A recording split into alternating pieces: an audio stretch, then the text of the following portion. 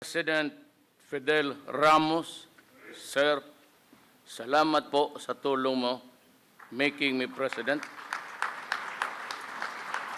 President Joseph Ejercito Estrada, Senate President Franklin Drilon, and the members of the Senate, Speaker Feliciano Belmonte, and the members of the House of Representatives, Chief Justice Maria Lourdes Sereno, and Associate Justices of the Supreme Court, His Excellency Giuseppe Pinto, and the members of the Diplomatic Corps, incoming members of the Cabinet, fellow workers in government, my fellow countrymen.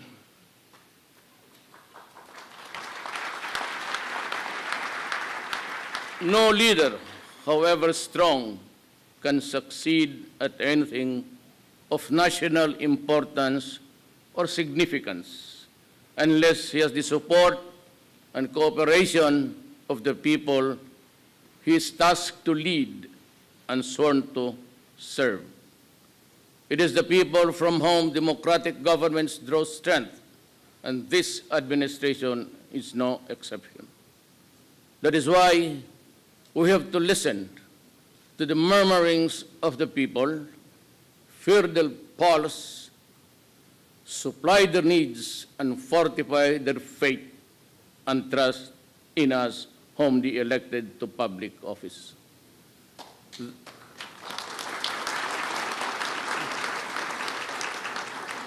There are many amongst us who advance the assessment that the problems that bedevil our country today, which need to be addressed with urgency, are corruption, both in the high and low echelons of government, criminality in the streets, and the rampant sale of illegal drugs in all strata of Philippine society, and the breakdown of law and order, true but not absolutely so.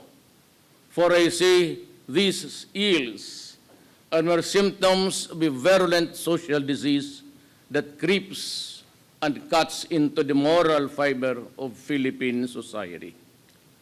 I sense a problem deeper and more serious than any of those mentioned or all of them put together. But of course, it is not to say that we will ignore them, because they have to be stopped by all means that the law allows. Erosion of faith and trust in government, that is the real problem that confronts us. Resulting therefrom, I see the erosion of the people's trust in our country's leaders, the erosion of faith in our judicial system, the erosion of confidence in the capacity of our public servants to make the people's lives better, safer, and healthier.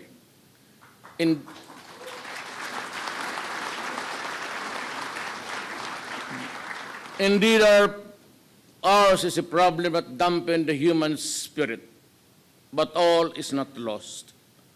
I know that there are those who do not approve of my methods of fighting criminality, the sale and use of illegal drugs and corruption.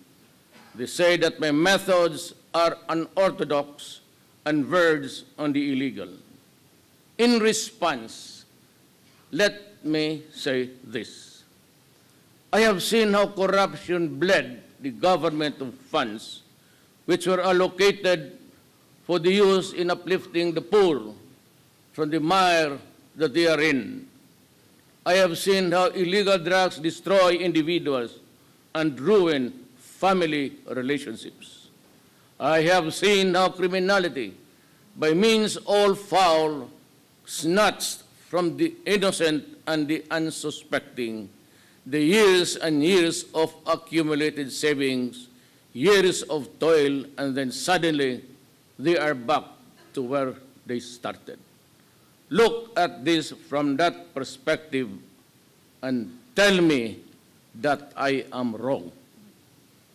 In this fight, I ask Congress and the Commission of Human Rights and all others who are similarly situated to allow us a level of governance that is consistent to our mandate. The fight will be relentless and it will be sustained. As a lawyer and a former prosecutor,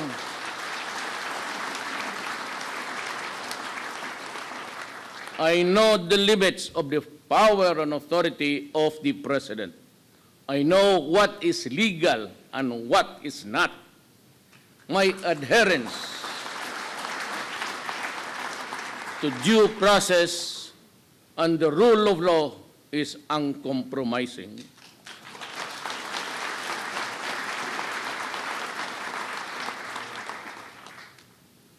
You mind your work, and I will mind mine.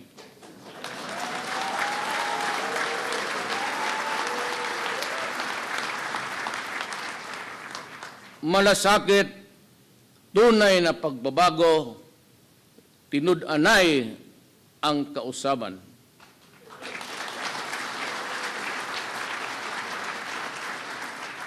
These are the words which catapulted me to the presidency.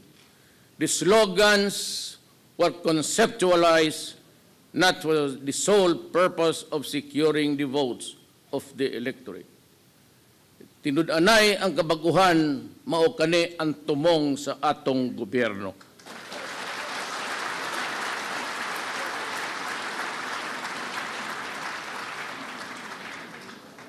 Far from that, these were battle cries articulated by me in behalf of a people hungry for genuine and meaningful change. But that change, if it is to be permanent and significant, must start with us and in us.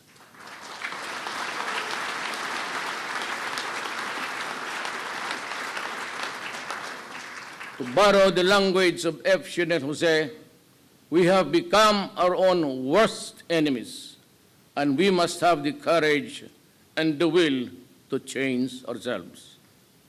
Love of country, subordination of personal interests to the common good, concern and care for the helpless and the impoverished.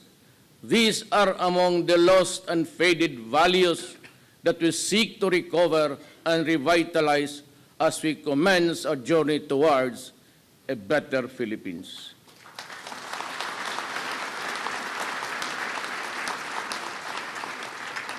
The ride will be rough, but come and join me just the same. Together, shoulder to shoulder, let us take the first wobbly steps in this quest. There are two quotations from revered figures that shall serve as the foundation upon which this administration shall be built. The test of government is not whether we add more to the abundance of those who have much. It is whether we provide for those who have little, says Roosevelt. And from Lincoln, I draw this inspiration. You cannot strengthen the weak by weakening the strong. You cannot help the poor by discouraging the rich. You cannot help the wage earner by pulling down the wage payer. You cannot further brotherhood by inciting class hatred among men.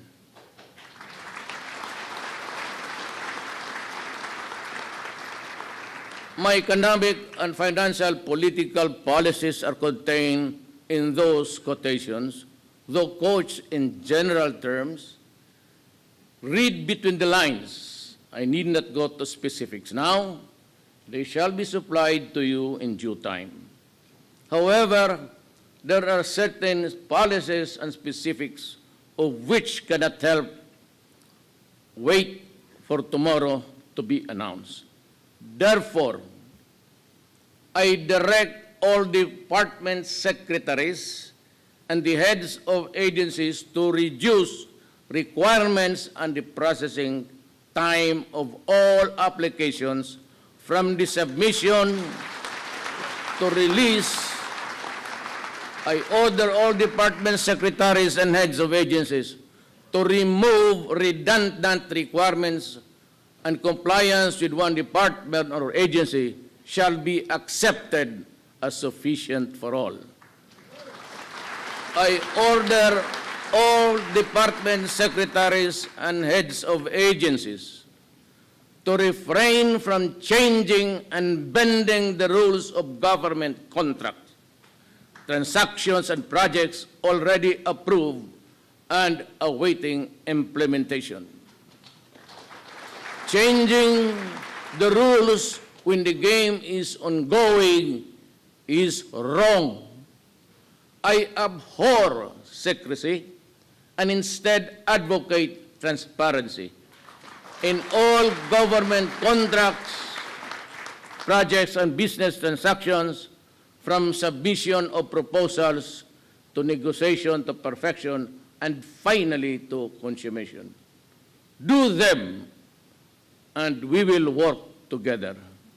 Do not do them, we will part sooner than later.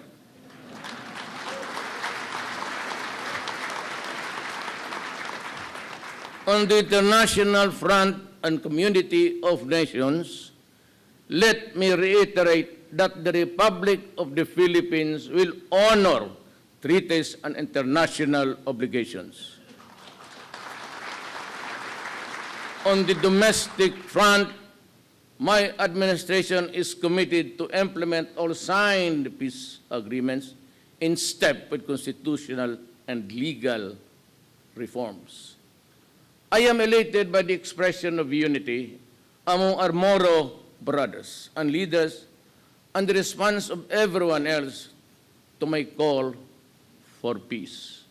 I look forward to the participation of all other stakeholders, particularly our indigenous peoples, to ensure inclusivity in the peace process.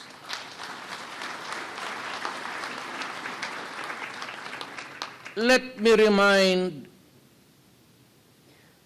in the end of this talk, that I was elected to the presidency to serve the entire country.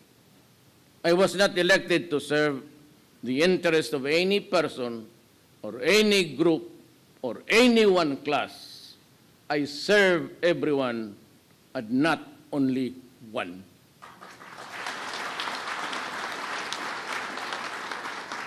And that is why I have adopted as an article of faith the following lines written by someone whose name I could no longer recall.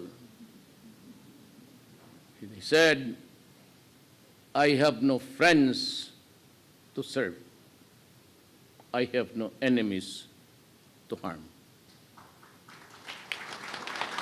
Descending, therefore, I now ask everyone, and I mean everyone, to join me as we embark on this crusade for a better and brighter tomorrow. But before I end, let me express the nations, in behalf of the people, our condolences to the Republic of Turkey for what has happened in the place. We offer our deepest condolences. Why am I here? Hindi kasali ito dyan.